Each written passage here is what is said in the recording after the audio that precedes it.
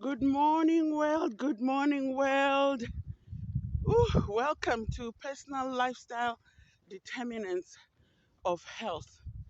Today's topic, today's episode is Work Habits Mindfulness. Oh my goodness, I was shaking. I could feel the adrenaline rush going to my head because when you dig deeper, it becomes uh, you open a Pandora box. And I opened the Pandora box in this one for me because I want you to think of work not just your 9 to 5 job or your work as an entrepreneur running your business. I want you to think of work habits in a very holistic way. And because I started doing that, I realized I need to do this one in two parts.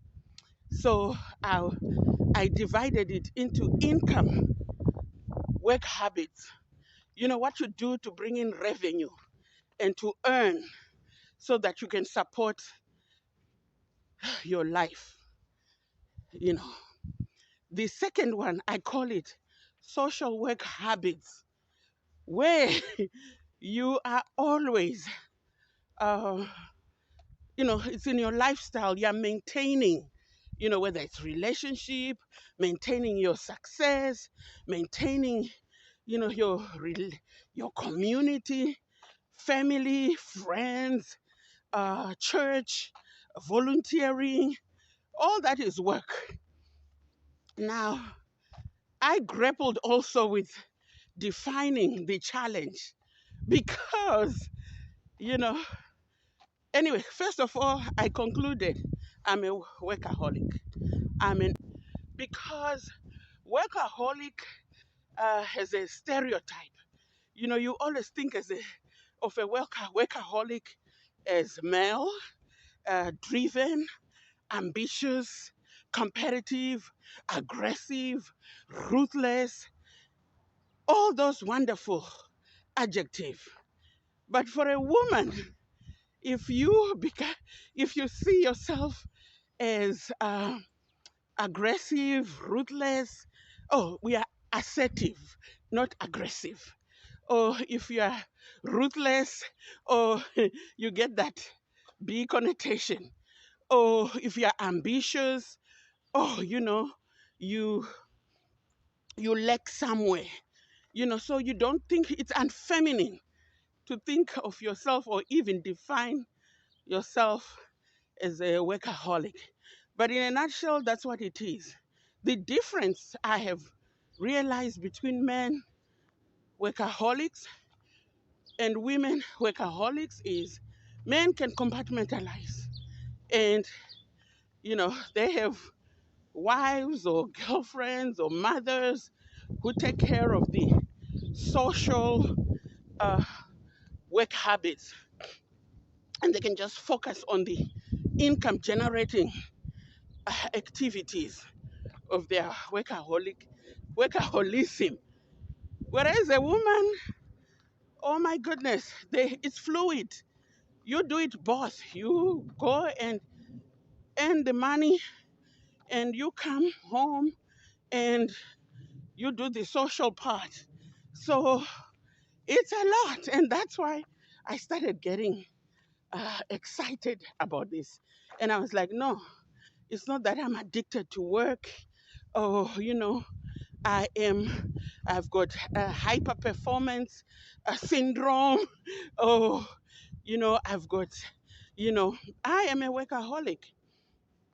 And at the back of my mind, I knew it, but I never really sat down like I did this time in preparation for this presentation to really say the word out aloud, sorry.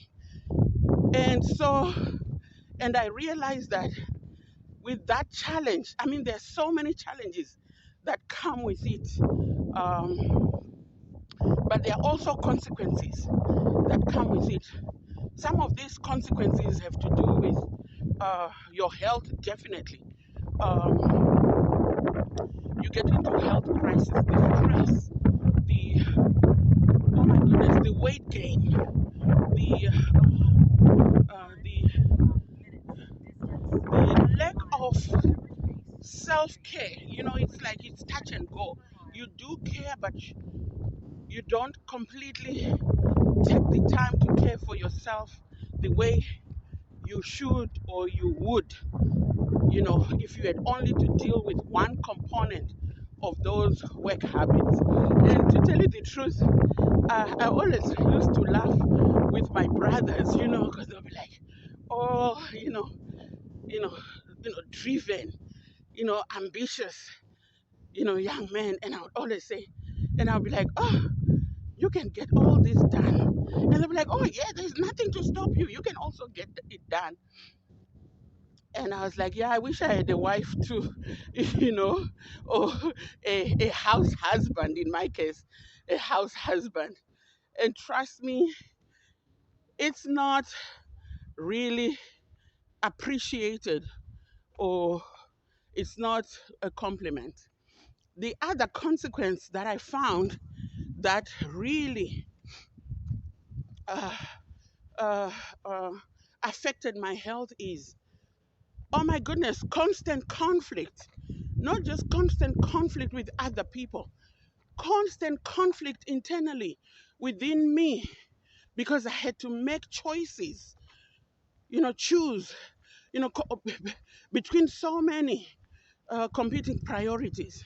Now, mind you, I'm a, I've got a full-time contract. I work elsewhere full-time, but I also have my own 3 global businesses, which I created in the different phases of my life, either because I got the skill set and credentials to earn income, or an opportunity presented itself and I had to make it work, with that thing, so revenue, multiple revenue streams was something. And then sometimes it was a passion of mine, like the fashion designing. I did it when I was in grad school. It paid my grad school tuition because I could design and I could sew.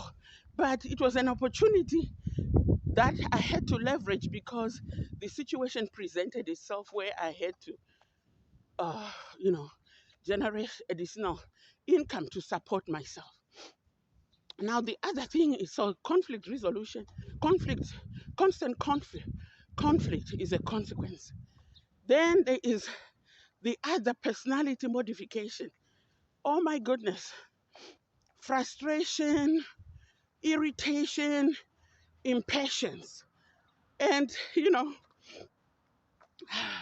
I started realizing uh, how I was rolling out myself.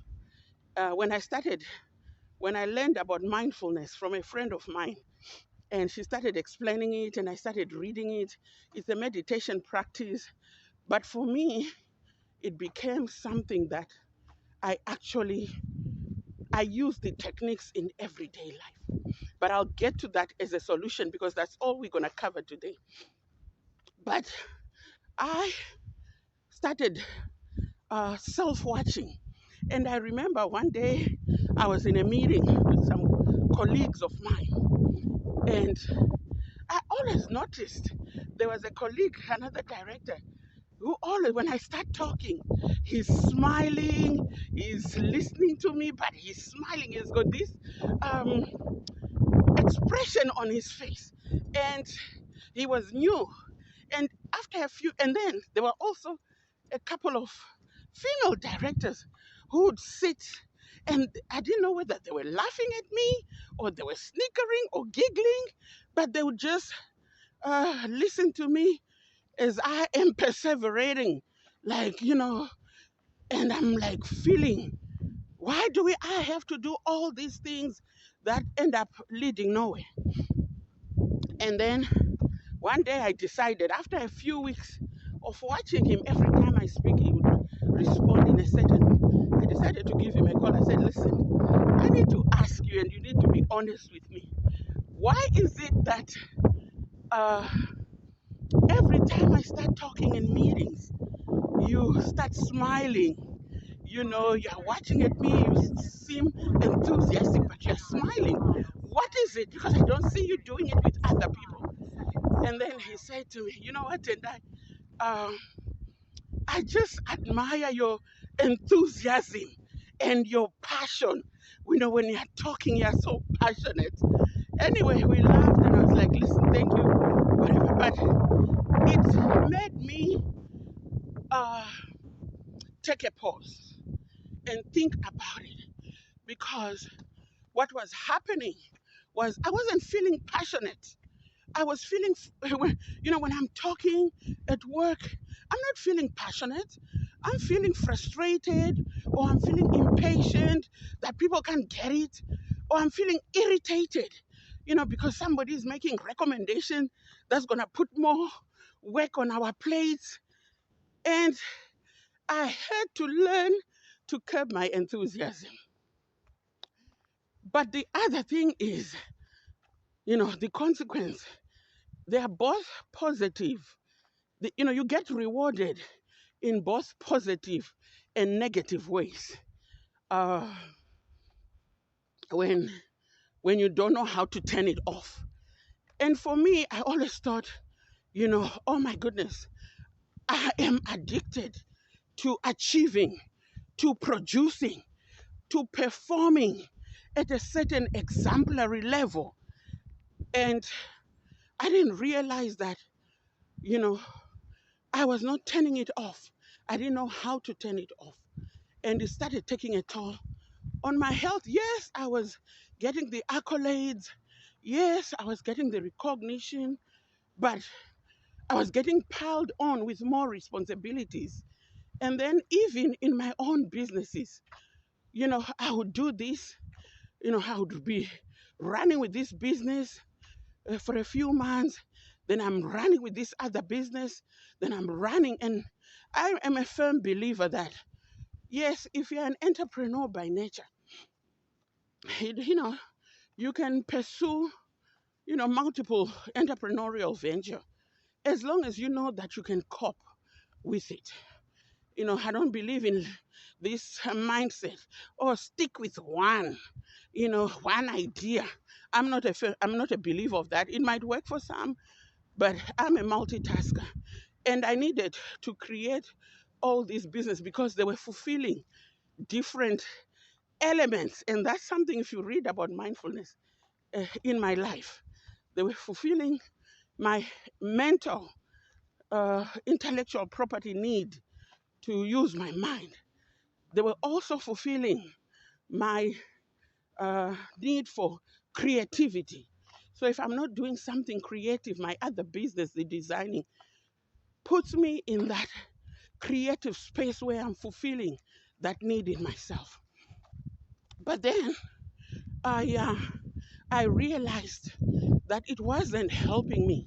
So the income, work habits, and the social habits, I will explain definitely how, in part two, how I divided them, and I have started, addressing them differently and coming up with strategies that address those. But overall, it's mindfulness that rescued me, that saved me, and the practice of mindfulness helps you being present in the moment and analyzing and gaining insight of everything and everyone and why you're doing what you're doing instead of just running crazy, without assessing. So I'm constantly assessing in my life. But I will end it here. If nobody told you they love you, I do. Ciao, ciao.